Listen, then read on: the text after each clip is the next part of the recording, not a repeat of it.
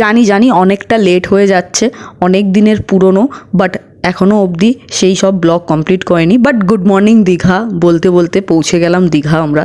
তো সকাল 5:30 নাগাদ আমরা পৌঁছে গেছিলাম। আর এটা হচ্ছে দীঘার গেট, যেটা বিশ্ববাংলা গেট, বুঝতেই পারছো সবাই দেখে।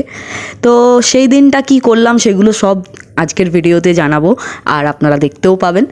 আর তার সাথে সাথে হচ্ছে সারা রাত না ঘুমিয়েও এত এনার্জি কিভাবে আসে ভগবানই জানে, কিন্তু এরকম ট্রিপে গেলে বন্ধুদের সাথে আই থিঙ্ক এরকম এনার্জি স্বাভাবিক। তো দীঘাতে পৌঁছানোর পর তো হোটেলে তো ঢুকতে পারবো না 5:30টার সময়, কারণ হোটেলে চেক ইন ছিল আমাদের 9:30। তো আমরা নিয়েছিলাম হচ্ছে এসটি অ্যাপেল হোটেল। তো পৌঁছে গেলাম দীঘা সি বিচে। ততক্ষণ আমরা চিল করার জন্য একটু ভিডিও, একটু মজা মস্তি, তারপর সবাই মিলে হোটেলে পৌঁছে রেডি হয়ে গেলাম। এখানে দেখতেই পাচ্ছ যারা যারা আমরা গেছিলাম তারা সবাই রেডি হয়ে গেছে। রেডি হয়ে এবার আমরা করছিলাম কিছু কিছু ভিডিও, অ্যান্ড আমিও ভিডিও করছিলাম। আর এখানে সন্দীপ আমাকে সানগ্লাস পরে স্টাইল মারা দেখাচ্ছিল ভিডিওতে, যেটা আপনারা দেখলেন। আর এখানে সবাই বলছে আমরা রেডি গাইজ, লেটস গো। তো সবাই হাই করলো। আর এখানে শুভ দেখো জামা কাপড় গোছাতে ব্যস্ত। আরে ভাই চব লেট হয়ে যাচ্ছে। যাই হোক, বকর করতে করতে পৌঁছে গেলাম আমরা উদয়পুর বিচে। আর এই হচ্ছে উদয়পুর বিচ। যারা যারা গেছো তারা জানো কি হয় এখানে, না হয় সবই জানো, তো আলাদা করে বলার কিছু নেই। তো এখানে উদয়পুর বিচে চলে এলাম আমরা চিল করতে। আর দীঘাতে এসেছি মানেই মাছ, কাঁকড়া, চিংড়ি মাছ এইসব থাকবেই। অ্যান্ড আমরা নিয়ে নিয়েছিলাম কাঁকড়া, তার সাথে হচ্ছে আইস গোলা। এখানে এসেছিলাম আইস গোলা খেতে, কারণ রোদে মারাত্মক অবস্থা খারাপ হয়ে গেছিলো আমাদের।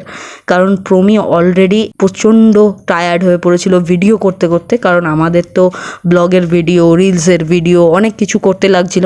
তাই জন্য সেগুলো করতে করতে আমাদের টায়ার্ড হয়ে যাওয়াতে আমরা ঠিক করলাম যে আমরা সবাই মিলে আইস গোলা খাবো। And one more thing guys, যেটা বলার ছিল তোমাদেরকে, সেটা হচ্ছে যারা উদয়পুর বিচে যাও চিল করতে, তো ওখানে সবাই জানো যে কি সবাই ওখানে ড্রিঙ্কস করে। তো সেখানে এখন নতুন একটা নিয়ম হয়ে গেছে যে কি পুলিশ যখনই ওখানে ভিজিট করছে তখনই তোমাদের টেবিল থেকে সব কিছু নামিয়ে রেখে দিতে হবে, just because to show them some respect. না হলেই যদি টেবিল থেকে না নামিয়েছো তাহলে পুলিশ এসে সব কিছু নিয়ে চলে যাবে আর তোমাদেরকে ওখান থেকে উঠিয়ে দেবে। তো গাইজ এতক্ষণ তো যা বকবক করলাম, বাট তারপরে আমার খুব ইচ্ছা হয়েছিল স্কুটি ভাড়া করার।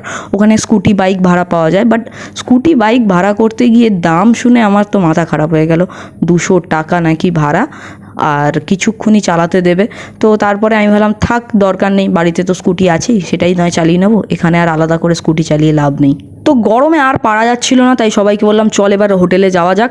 ততক্ষণ আমি একটা গরুকে খাওয়াচ্ছিলাম, কারণ ও এসেছিলো যখন আমার কাছে তখন আমি অলরেডি কিছু একটা খাচ্ছিলাম কোল্ড ড্রিঙ্কস, আর আমার মনে হয় ওর খুব খিদে পেয়েছিল। যাই হোক, তার মধ্যে একটা হয়ে গেছিলো গন্ডগোল।